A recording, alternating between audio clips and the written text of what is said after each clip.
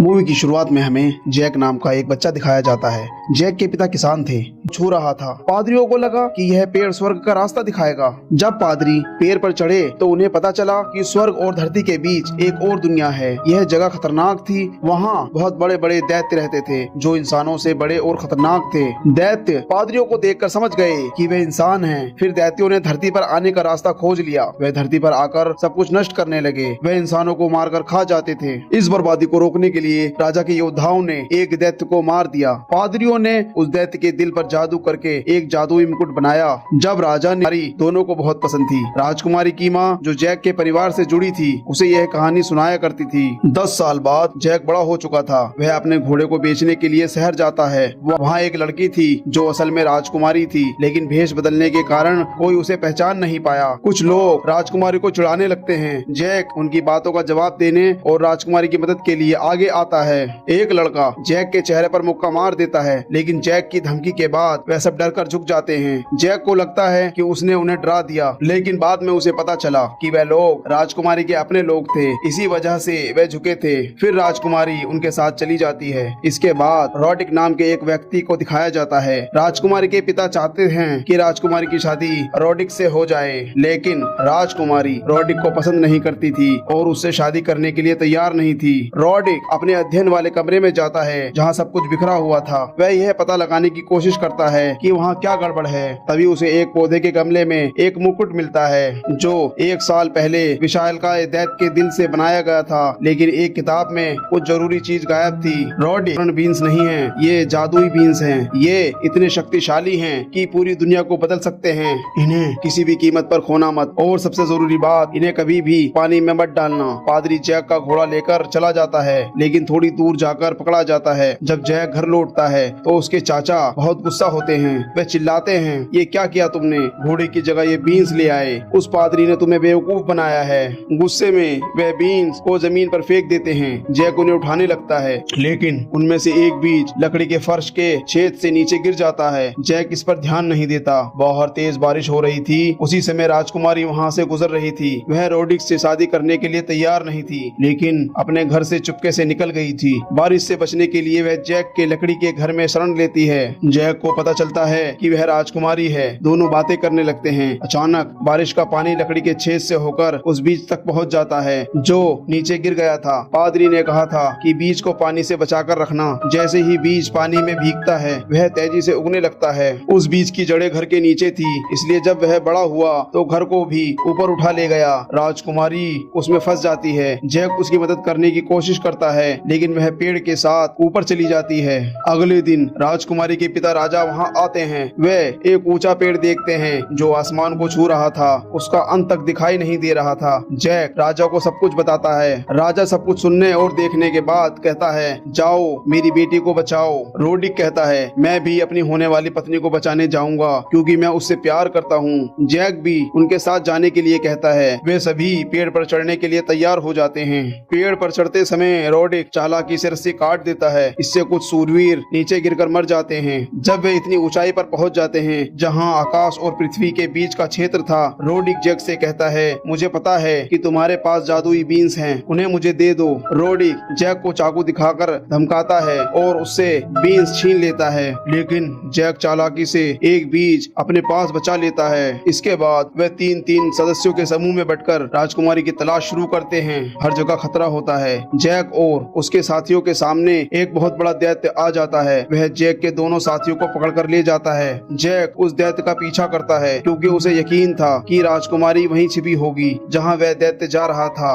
दूसरी ओर रोडिक अपने साथियों के साथ दिखाया जाता है। रोडिक उनमें से एक को नीचे धक्का दे देता है क्योंकि वह उसे अपना भरोसेमंद साथी नहीं, अब रोडिक को मारने वाला होता है। तभी रोडिक जादुई मुकुट निकालता है। यह वही मुकुट था जो 1000 साल पहले एक विशालकाय दैत्य के दिल से बनाया गया था। यह मुकुट राजा ने बनाया था और उसमें एक खास जादू देते हैं। रोडिक दैत्यों के नेता को आदेश देता है कि वह भी उसके सामने झुके और दैत्य उसकी बात मानता है। रोडिक सिंहासन पर बैठ जाता है और अपने पैर सिंहासन पर रखकर कहता है, अब से मैं तुम्हारा राजा हूँ। हम पृथ्वी पर जाएंगे और सभी को गुलाम बना लेंगे। इस बीच एक विशालकाय दैत्य राजकुमारी और जैक के साथी योद्धा को पकड़कर रसोई में ले जाता है। वह दैत्य उस योद्धा को खाने की तैयारी कर रहा था। तभी जैक वहाँ पहुँचता है है। जैक एक बड़ा चाकू लेकर उस दैत्य पर हमला करता है। इससे पहले कि वह दैत्य उसे मार सके, जैक का चाकू दैत्य को लगता है और वह तुरंत मर जाता है। इस तरह जैक उस योद्धा को बचा लेता है। इसके बाद तीनों वहाँ से निकल जाते हैं। वे एक ऐसी जगह पहुँचते हैं जहाँ से वे पेड़ के माध्यम से पृथ्वी पर लौट सकते थे, लेकिन वहाँ एक बड़ा दैत्य सोया हुआ था। वे लोग उसके होते हुए वहाँ से बच नहीं सकते थे, इसलिए जैक और योद्धा मिलकर एक योजना बनाते हैं। वे एक मधुमक्खी के छत्ते की व्यवस्था करते हैं। दैत्य के चेहरे पर लगे कवच को हटाने के बाद वे छत्ते को दैत्य के पास फोड़ देते हैं। मधुमक्खी के डंक से दैत्य जाग जाता है और घबराकर इधर उधर हड़बड़ाने लगता है। अपनी स्थिरता खोने के कारण वह विशालकाय दैत्य पृथ्वी पर गिर जाता है। नीचे खड़ा राजा यह सब देख रहा था। वह तुरंत चेतावनी देता है कि अब दैत्य की पृथ्वी पर आने का खतरा बढ़ गया है। राजा अपने शूरवीरों को आदेश देता है कि पेड़ को काट दिया जाए, क्योंकि अगर दैत्य पृथ्वी पर आ गए तो सब कुछ बर्बाद हो जाएगा। इस विनाश को रोकना संभव नहीं होगा। जैक का साथी योद्धा राजकुमारी और जैक से कहता है, तुम दोनों नीचे चले जाओ, मैं यहीं रुककर रॉड्रिक को रोकूंगा। अगर वह पृथ्वी पर गया तो तबाही मचा देगा। मैं उसकी चालों को अच्छी तरह जानता हूँ। योद्धा वहीं रह जाता है। जैक और राजकुमारी बीन्स के पेड़ के सहारे नीचे उतरने लगते हैं। राजा मजबूरी में पेड़ को काटने का आदेश देता है, क्योंकि उसे पता था कि यह पेड़ पूरी दुनिया के लिए खतरा बन सकता है। दूसरी ओर रॉड्रिक दैत्यों के साथ पृथ्वी पर जाने की तैयारी कर रहा था, लेकिन योद्धा छिपा हुआ था। दैत्यों के उतरने से पहले ही योद्धा रॉड्रिक पर हमला कर देता है और उसे मार देता है। रॉड्रिक का मुकुट वहीं गिर जाता है। पृथ्वी पर शूरवीरों द्वारा पेड़ काट दिया गया था। पेड़ धीरे धीरे गिरने लगता है। योद्धा भी पेड़ के साथ नीचे गिर रहा था। इसके अलावा राजकुमारी और जैक भी गिरने लगे, लेकिन तीनों किसी तरह बच जाते हैं। उधर दैत्यों के नेता को मुकुट मिल जाता है। वह मुकुट अपनी उंगली पर पहन लेता है और सभी दैत्य उसे अपना राजा मान लेते हैं, लेकिन पेड़ कटने के कारण वे पृथ्वी पर नहीं पहुंच सकते। दैत्यों को वहीं एक छोटी थैली मिलती है जिसमें जादुई बीन्स थी। दैत्यों का राजा उन बीन्स को पानी में फेंक देता है। तुरंत वहाँ से विशाल वृक्ष उगने लगते हैं। दैत्य उन वृक्षों को पृथ्वी की ओर बढ़ने का निर्देश देते हैं। दूसरी ओर राजा को उसकी बेटी मिल जाती है। वह बहुत खुश होता है। जैक भी यह देखकर खुश होता है, लेकिन राजा को यह नहीं पता था कि जैक और राजकुमारी एक दूसरे को पसंद करने लगे हैं। आम आदमी होने के नाते जैक राजकुमारी को विदाई देकर चुपचाप वहाँ से चला जाता है। घर जाते समय जैक देखता है कि पेड़ फिर से पृथ्वी की ओर बढ़ रहे हैं। जैक समझ जाता है कि यह सब रॉड्रिक द्वारा छीनी गई जादुई फलियों की वजह से हो रहा है। अब दैत्य पृथ्वी पर आने के लिए तैयार थी। जैक घोड़े पर सवार होकर राजा को यह बताने के लिए दौड़ता है कि सबके जीवन पर खतरा मंडरा रहा है। जैक राजा और राजकुमारी के पास पहुंचता है और उन्हें बताता है कि दैत्यों ने पृथ्वी पर हमला कर दिया है। इस बीच दैत्यों ने उस स्थान को घेर लिया था। वे तबाही मचाने लगे थे। राजा और जैक अपनी जान बचाने के लिए महल की ओर भागते हैं, क्योंकि महल ही उनकी आखिरी उम्मीद थी। अगर वे वहां नहीं पहुंचते तो दैत्य उन्हें खत्म कर देते। यह दैत्य उसी पुराने राजा के वंश से जुड़े थे जिससे यह कहानी शुरू हुई थी। उन दैत्यों ने उस परिवार को कभी माफ नहीं किया जिसने उन्हें जादुई मुकुट पहनाकर उनके राज्य में वापस भेजा था। राजा और जैक किसी तरह महल पहुंच जाते हैं, लेकिन जैक थोड़ा पीछे रह जाता है। वह आदेश देता है। महल के शूरवीर तीर चलाने का आदेश देते हैं और दैत्य पर लगातार तीर बरसाए जाते हैं। दैत्यों का नेता नीचे गिरकर आग से भरे पानी में जा गिरता है। इस वजह से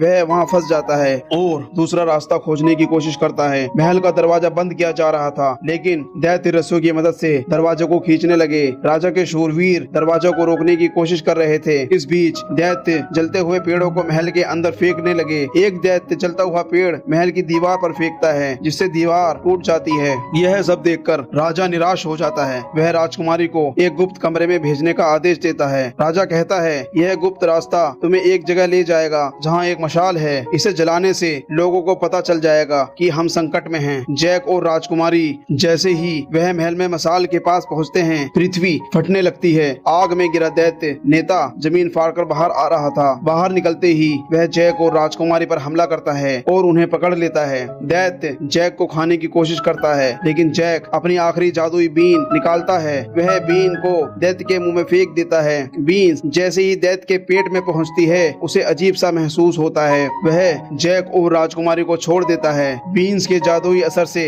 दैत्य के पेट के अंदर पेड़ उगने लगते हैं। इससे दैत्य का शरीर टूट है। दूसरी ओर बाकी सभी दैत्य महल में घुस चुके थे। राजा और उसके शूरवीर उनका सामना कर रहे थे, लेकिन तभी सभी दैत्य घुटने टेक देते हैं। वो पीछे मुड़कर देखते हैं कि जैक मुकुट लेकर खड़ा है। जैक मुकुट अपने सिर पर पहनता है और दैत्यों को आदेश देता है, अपने राज्य वापस जाओ। इसके बाद सभी जादुई पेड़ काट काट दिए जाते हैं और दैत्य अपने राज्य लौट जाते हैं। कुछ समय बाद जैक और राजकुमारी की शादी हो जाती है। उनको 2 बच्चे होते हैं। जैक उन्हें दैत्यों की कहानी सुनाता है जो उसने बचपन में सुनी थी। बच्चे उससे पूछते हैं, पापा वह मुकुट कहाँ है? जैक कहता है, वह मुकुट अभी भी सुरक्षित है। इसे बहुत खास तरीके से बनाया गया है और यह प्रदर्शन के लिए रखा गया है। लोग दूर दूर से इसे देखने आते हैं, लेकिन इसकी असली कहानी आज भी एक रहस्य है। और इसी तरह फिल्म खत्म हो जाती है।